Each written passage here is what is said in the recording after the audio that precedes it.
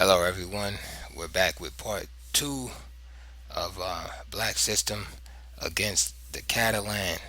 So again, I'm going to flip our board since it's a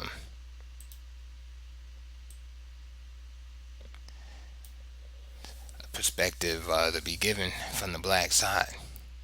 So if you remember from last time, our setup is based somewhat on the lines of Nimzo-Indian E6, although you can go into it from playing D5 earlier, because the Catalan, for all intents and purposes, prevents black from going into the Nimzo Indian proper, or the Queen's Indian for that matter, due to one, not bringing the knight out to C3, so that black can uh, play a proper Nimzo Indian by pinning this bishop, and also he's not able to go into the Queen's Indian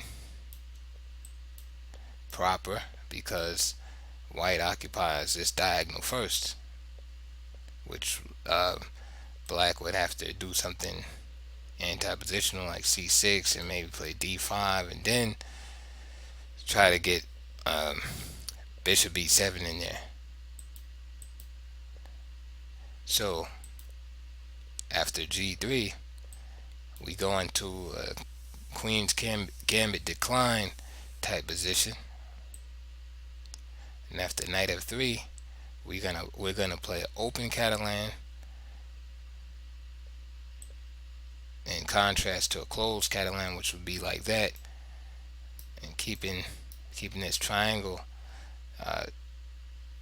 formation, which leads to a slower type game. I think it's a more torturous position for black too. It's just you're very cramped and just basically being slowly cooked. Although it is very playable, I'm not going to stand here and say it's not playable. But what we're doing is we're going to play the open Catalan by taking this pawn. D takes c4, bishop g2, and then we're going to continue in a Nimzo Indian type fashion by playing the bishop to b4 anyway with check.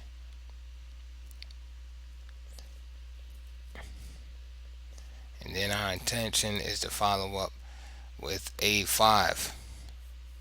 So the game we're going to look at right now is between strong Russian Grandmaster Ernesto Inarkiev versus Chinese Grandmaster Zhao Wei Yi.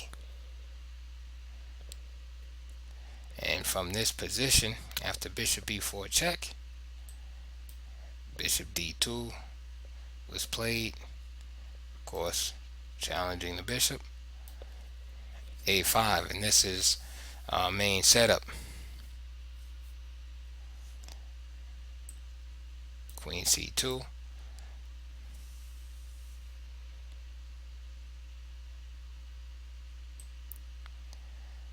bishop takes d2, knight b takes d2,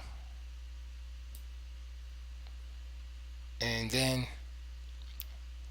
white is ready to capture the pawn, so black plays b5.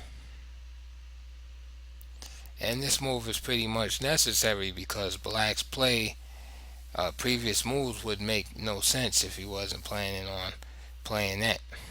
So we see a risky type position as this diagonal is exposed for this bishop and the rook is on a8. But nevertheless, right now, white has an extra pawn. Excuse me, black has an extra pawn. But he has some positional deficiencies here. And for compensation, white has his diagonal like I'm showing you. He also has an opportunity to play e4, and he's ahead in development.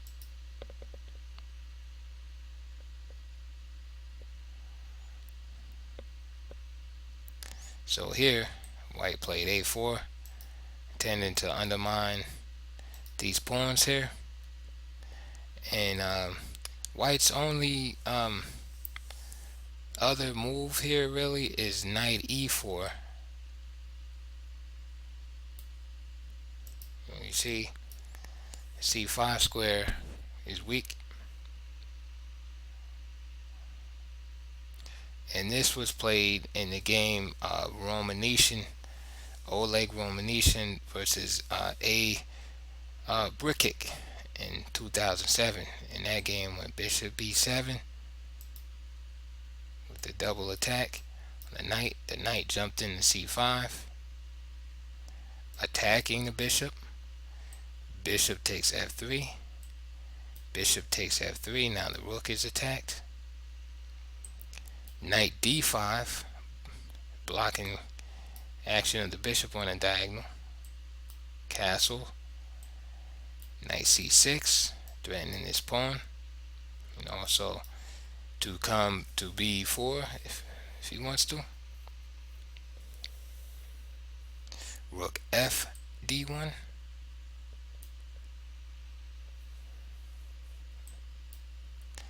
Castles. b3. And the idea is the same, is to destroy this pawn structure. White is down material. Knight c b4. The attack on the queen. Queen d2. C takes b3. Knight takes b3.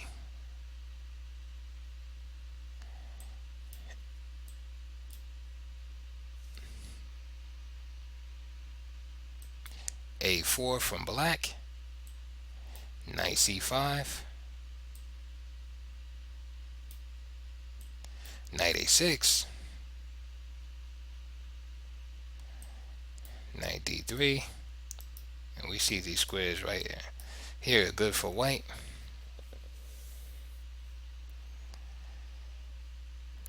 c6.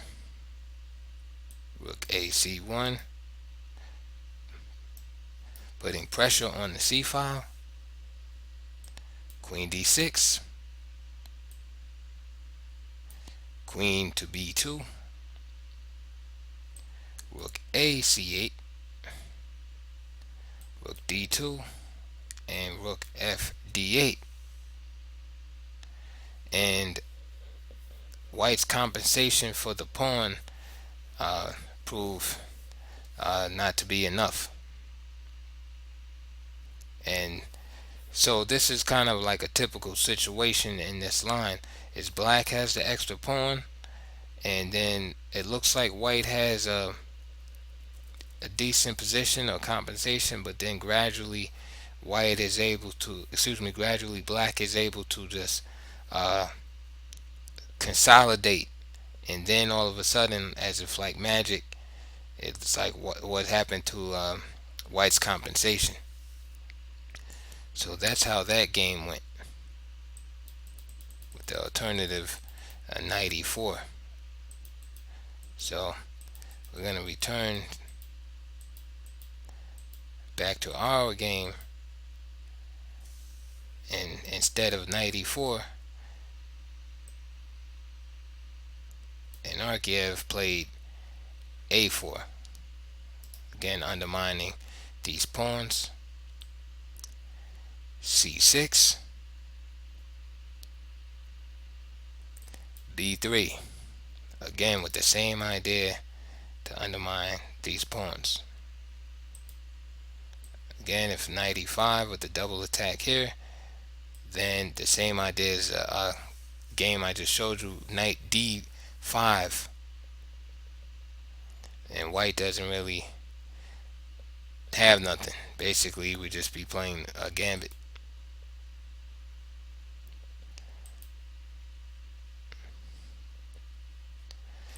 And Aronian played, let's see, after c6, b3, c takes b3, knight takes b3, castle, castle, and b4 was played. And Akiev played e4. Knight bd7. In the long run, black can't both develop and hold on to the pawn. So this move, which activates black's pieces for a price, of course, which is c6. That's a weakness. Makes a lot of sense. So black understands that either he's going to try to hold on to the pawn and not be developed, which is usually bad, or he's going to develop and have a slight weakness, which in this case is c6. So he chooses to take on the weakness but have full development. So queen takes c6. White gets his pawn back. Rook a6, attacking the queen. Queen c2. Bishop b7. And this is what I'm talking about. Black has returned the pawn, but he has freedom and easy development for all of his pieces. His black's next move is very instructional, because now the question is, okay, what do we do with these two pieces? So after e4, knight bd7, queen takes c6, rook a6, queen return to c2, bishop b7. White jumped in with knight e5, and white has a nice position. So black has to be careful. Black is not in immediate danger of losing, but it must be careful because of this the central presence, the open, the C file that he's ready to occupy, and also he has to keep an eye on this C6 square. This knight is good because it pressures the C6 square and also puts pressure on that pawn. So white is doing pretty good here, and black is still striving to equalize. But for black has a decent development. It's not real labored development, and he has this pawn here which will be excellent in the endgame scenario. And his pieces put nice pressure on the center here. So after knight e5, very instructional move, queen a8. And now we can see the idea of bringing this rook here to harass the queen here, and we see the battery of queen and bishop along with this knight on f6 putting tremendous pressure on e4, and matter of fact demanding excuse me demanding that that white do something about it immediately.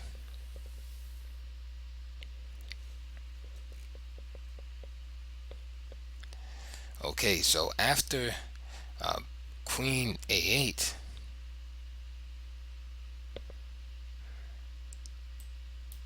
Anarchy have played knight takes d7, and queen e8 is an ambitious move.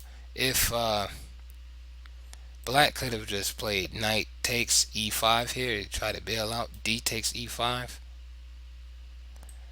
knight g4 attacking this pawn, and queen c5, and then queen b8, and then the game black will probably be equal there also.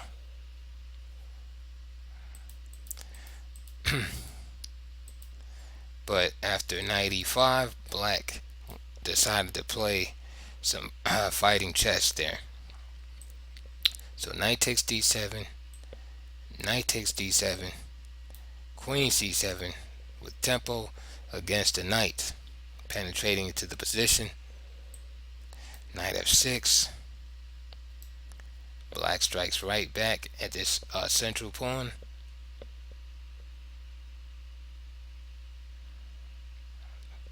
And then after knight f6, this is an instructional move also, f3, which is done a lot of games just to fortify the center. So just like that one pawn move kind of stifled the action of those three pieces there. So rook c8, queen f4.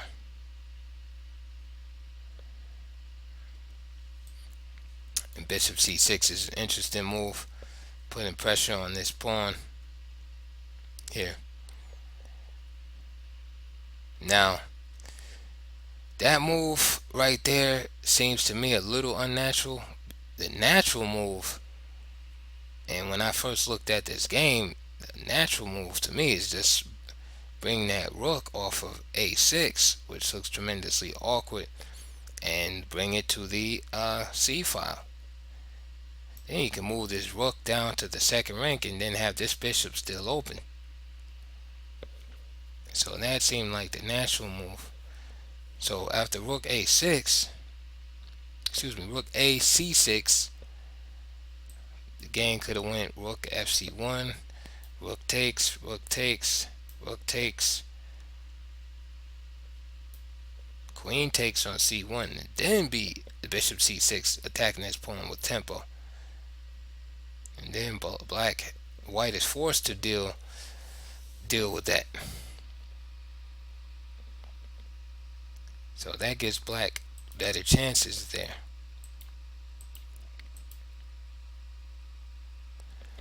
Instead, the awkward looking bishop c6 was played, and this rook is still out of the picture. So after bishop c6, rook fc1 was played, and bishop e8.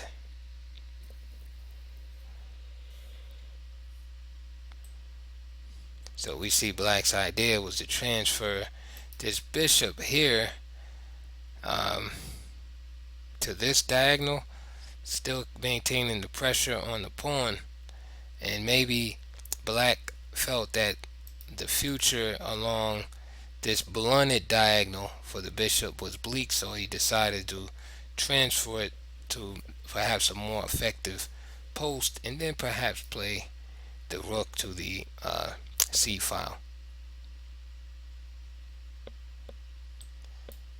Anarchiev played bishop f1, attacking the rook.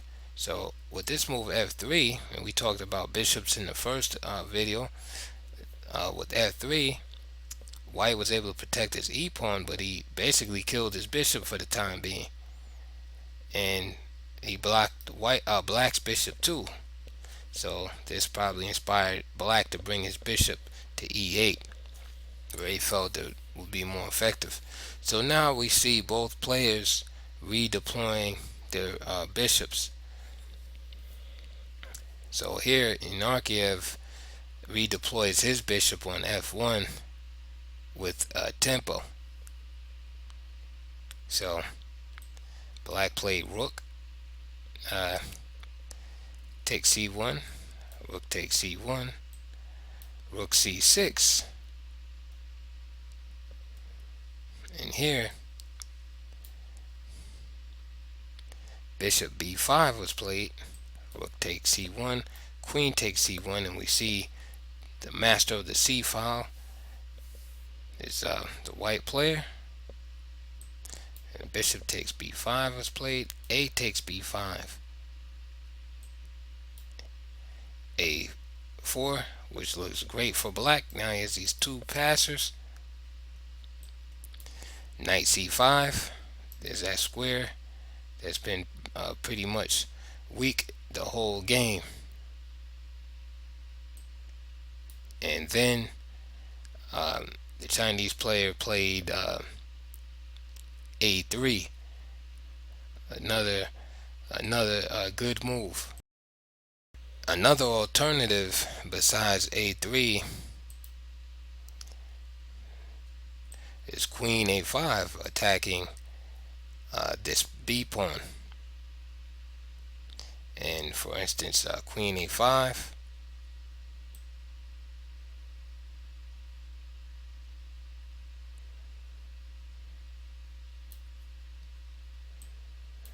knight takes a4, and we can see the problems right here. If black attempted to capture this knight, queen takes b5, and now the queen can come back with the support of the knight.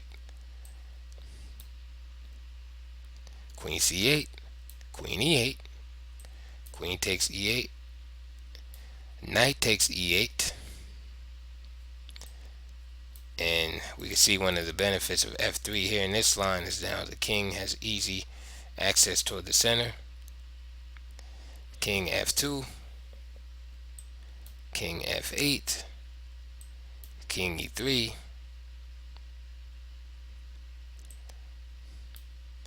knight d6, and king d3. And black is not really in danger, but white is pretty much the only one that can win here. He has a beautiful center. His king is in the center, and have probably picked this pawn up. So basically, black is not lost here, but white is the one that basically can, has the fun in this position.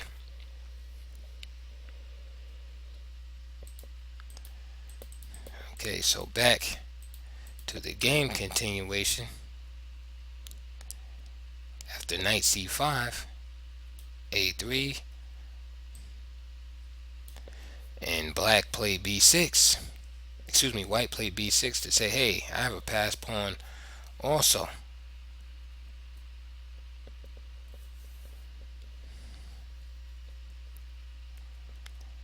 A2, queen a1, so the queen is forced back.